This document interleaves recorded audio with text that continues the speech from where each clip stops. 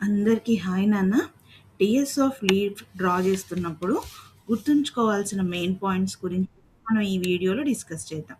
First, epidermis గీస్తున్నప్పుడు upper epidermis, lower epidermis రెండు కూడా సింగిల్ లేయర్ ఆఫ్ సెల్స్ తోటి మేడప్ అయి ఉంటాయి.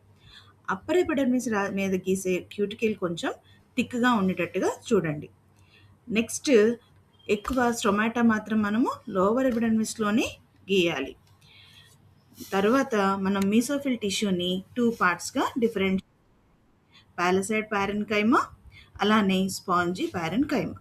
పాలసైడ్ ప్యారెన్కైమా గీసేటప్పుడు సెల్స్ అన్నీ కొంచెం లాంగ్గా, క్లోజ్గా, ప్యాక్డ్గా గీయాలి. మరి స్పాంజిక్ ప్యారెన్కైమా గీస్తున్నప్పుడు కొంచెం ఇర్రెగ్యులర్ షేప్తో గీస్తూ వాటి మధ్యలో ఎయిర్ స్పేసెస్ని క్లియర్గా చూపించాలి. నెక్స్ట్ ఇంకొక ఇంపార్టెంట్ థింగ్ ఏంటంటే వాస్కులర్ బండిల్స్.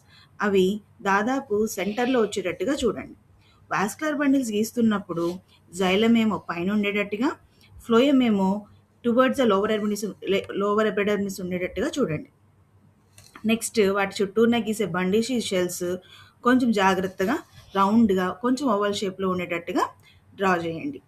స్టొమాటా ఎప్పుడైతే మనం గీస్తున్నామో లోవర్ ఎపిడర్మిస్లో వాటి పక్కన గీసే గార్డ్ సెల్స్ని జాగ్రత్తగా కిడ్నీ షేప్ వచ్చే విధంగా గీయండి. మనకి ఎపిడర్మిస్ సెల్స్లో క్లోరోఫిల్ అనేది ఉండవు, కానీ ఈ గార్డ్ సెల్స్లో మాత్రం క్లోరోఫిల్ ఉంటుంది.